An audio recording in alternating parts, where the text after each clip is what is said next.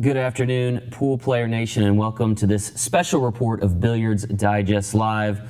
Earlier this week, the World Nineball Championship kicked off in Saudi Arabia, and when day dawned in the desert this morning, 64 players remained in what is now a single elimination race to that $250,000 top prize. Our man Mike Pinozzo has been on the ground in Saudi Arabia all week following the action.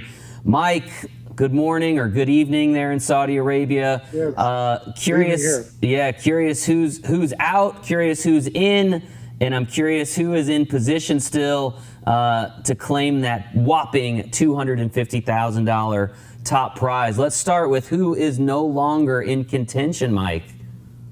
Well, I will start by saying that, this is only the round of 64. It has been crazy here. You can just, the tension and anxiety here is really, it's really palpable. It's really interesting because I haven't witnessed this in a long time, if ever.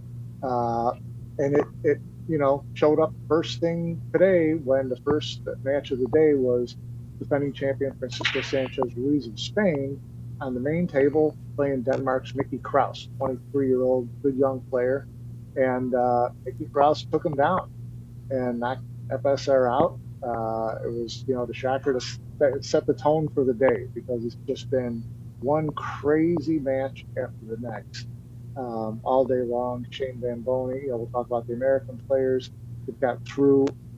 They've actually done very well today. There's been some other really crazy matches going on. There's one still going on as we speak. So yeah, it's I can't imagine what it's going to be like when they get down to 32 and 16 and 8. It's going to be pretty tense. Yeah, so FSR, the defending champion, is out. Team USA captain Sky Woodward has been eliminated as well. Albin Ocean eliminated. Any other big names that you can think of, Mike, that you might have expected to see in the round of 64 that are no longer there? Mohammed Sufi, who was a surprise finalist last year, knocked out Aloysius Yap of Singapore, who was a top 10 favorite type of player coming into today. And Patrick Gonzalez, young Filipino player, knocked out Pinyi Ko, another top 5, top 6 player. So it's starting to take its toll here. Absolutely. So let's talk a little bit. We mentioned Sky Woodward is out of the mix. Which Americans are still alive over there in Saudi Arabia, still fighting for that big prize? Well, 6 Americans actually made the final 64, which is really pretty strong. And the 4 that have played have won already today, and there's 2 still playing as we speak. So Shane Van Boney won earlier today, beating Kunlun Wu, and BJ Usery knocked off Alex Pagulayan 10-9. Billy Thorp won, beating Oliver Solnacki, and Oscar Dominguez also won. So right now, Hunter Lombardo is actually leading Mario E 5-4, and Fedor Gorst is playing. Fedor Gorst was losing 7-0, and he's now leading 10-9, going to 11. Nice. So we'll see if he can pull that off. That would be an amazing comeback because he did not look good the first half of that match. That is great news for fans of Team USA. So, Mike, I just want to make sure I understand. Those 4 that you mentioned, Shane Van Boney, Oscar Dominguez, Billy Thorp, BJ Usery, are they all through to the round of 32 now, correct? Correct. Okay. And you said Hunter Lombardo and Fedor Gorst, who it sounds like has a shot to advance to the round of 32.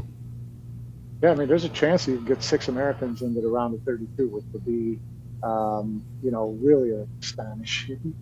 Yeah, definitely would be phenomenal and somewhat surprising, to be honest with you. I'm curious, at the round of 32, what does that mean for the players in terms of payouts? Because I know it's not just that $250,000 top prize. You're talking about $1 million purse here, which means pretty substantial payouts down that first quarter of the field. Yeah, round of 32 guarantees them all $7,500. If they reach 16, they're up to 15,000, and then 27,000 final 8, and 50,000 as the final four player, 100,000 runner up, 250 for the winner. So got some big mix coming up. Absolutely, absolutely. So we've talked about Shane, we've talked about Federer, we've talked about Sanchez Ruiz. One of the other favorites that we talked about on Monday, world number one, if you will, Josh Filler. Where is Josh? Is he still in the mix, and how has he been faring over there in Saudi? He just finished playing his match against, I can't even pronounce his name. I've never heard of this player before. And he down 9-4 and won 11-9. Wow. So, and I watched when the tide just turned, and when Josh Filler gets into gear, it was a thing of beauty to watch. Those last 7 racks that he blasted through. He's an amazing player, and now he gets to play Oscar Dominguez. So one of our American hopes goes up against Josh Filler in the round of 32.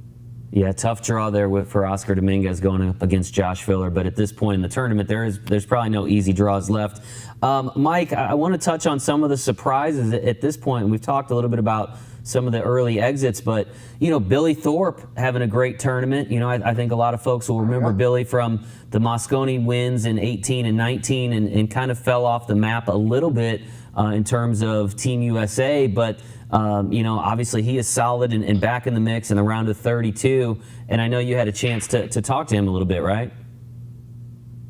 Yeah, I did. I mean, it's good to see him back in the mix, and got a chance to talk to him after his win today. He was up early, then he trailed, and he pulled it back together and came back at the end. So it was a big win for him. It's good to see him into the round of 32. He's actually playing FSR beater Mickey Kraus. So, sometimes, you end up getting a little bit of a stroke of luck. The guy that you're going to play in the next round gets upset. It's not that Kraus is a slouch, but I think Billy's just not there. Well, I know, like I said, I know you had a chance to talk to Billy. Let's hear what he had to say after advancing to the round of 32. All right, Billy Thorp, the first American through to the final 32, beats Oliver Zolnacki 11-8. Billy got off to an early lead and then saw that disappear. Yeah. That happened to you yesterday too. Were you getting a little worried that it was going to be a repeat? Yeah, I was telling Skylar, I'm like, man, I'm getting these big leads, and then I'm just like giving them away, kind of like handing it to him. So I just, I told myself, man, don't give this away again, So I just got up there. I just told myself, what do I have to lose, So, and I started playing better. So he had a little bit of a lead, 7-5, maybe something like that. Yeah, I think I was up 4-0. Then he went up 5-4, I think, and then I got 5-5, and then I didn't win another game until 7-5, I think. Yeah, he got a lead on me at 7-5. Then you came back. Were you feeling comfortable at the table? Did you?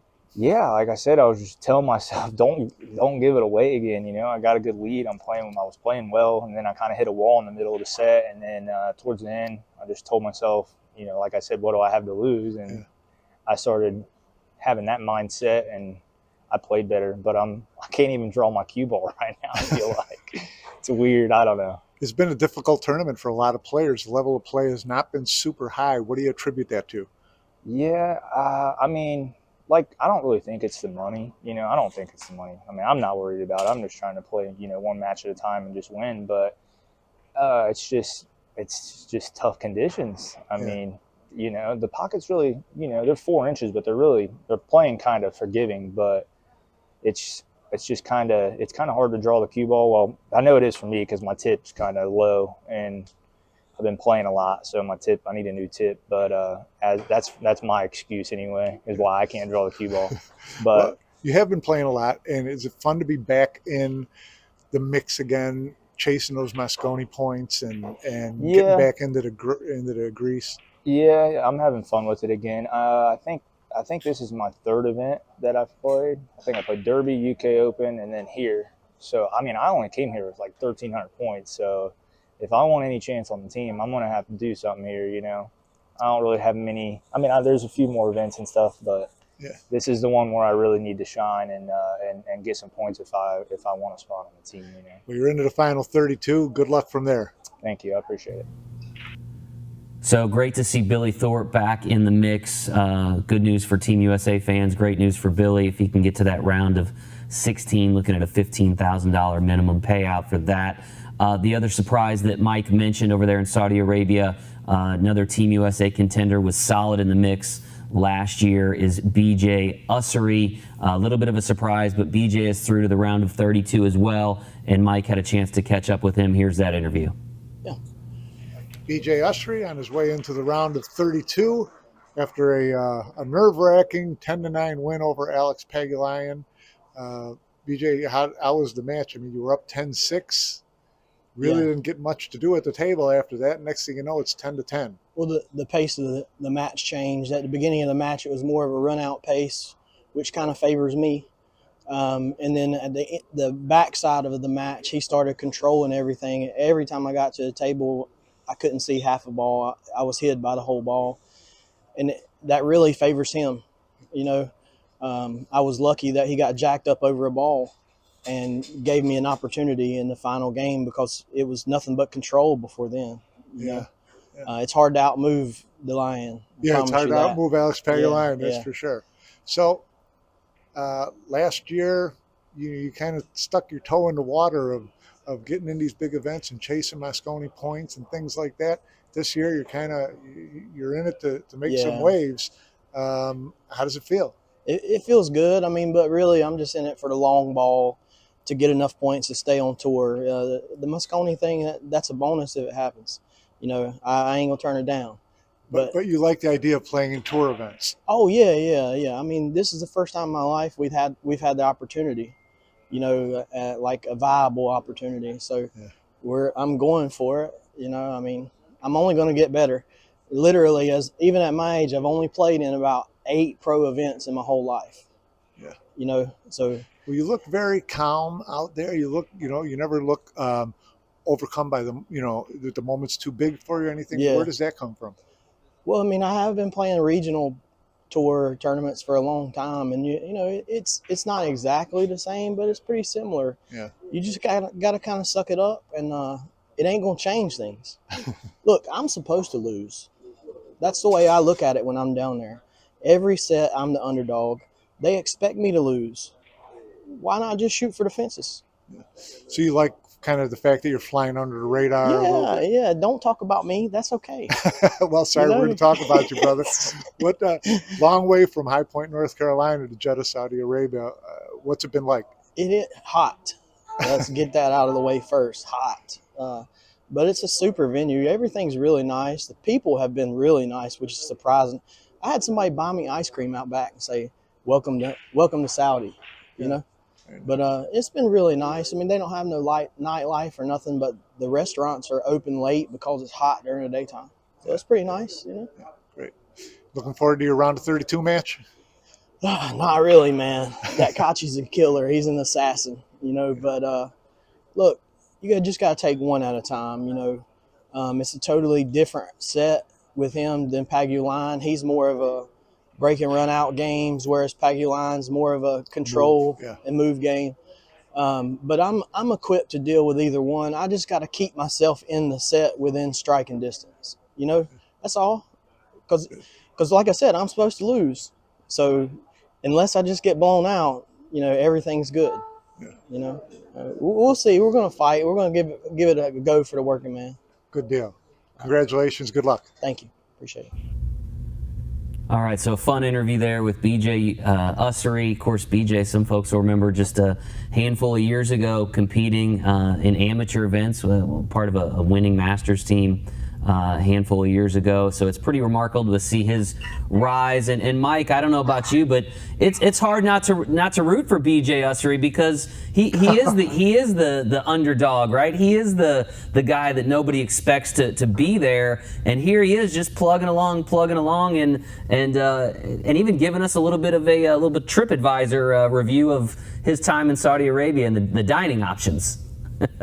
Yeah, no, he's a great guy, and he's just, you know, normal. He's a North Carolina boy out here in the desert, and He plays a solid game. He stays within himself. He doesn't get overwhelmed by the moment.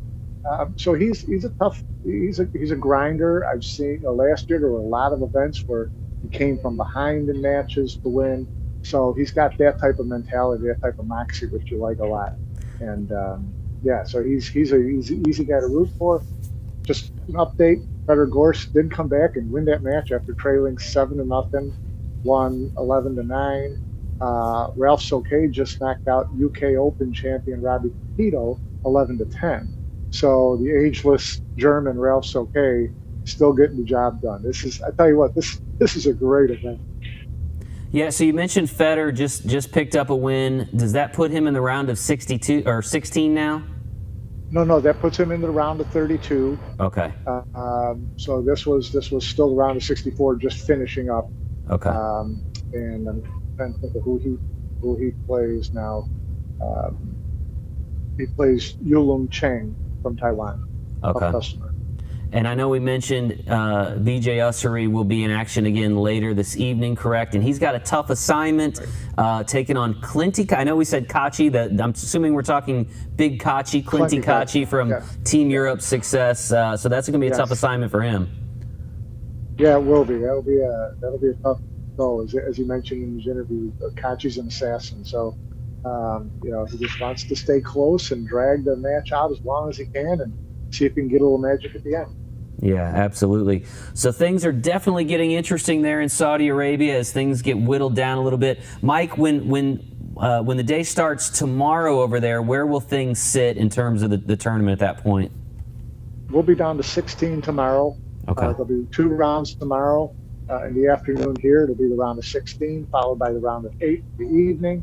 And then Saturday, Final 4 and finals. Nice. Well, we look forward to seeing how things play out over the next couple days and ultimately who takes home that big $250,000 top prize. And Mike, I know next week I think we're going to try to get a remote show of Billiards Digest live in once you're back stateside so we can talk about the outcome. So that's something that folks can look forward to, right? Absolutely. Nice. Well, enjoy the rest of your trip over there, Mike, and we'll continue to follow along and, like I said, see who's coming home with that $250,000 in the World Nineball Championship. So appreciate it, Mike. Enjoy the rest of your trip. Will do. Thank you. All right. Take care.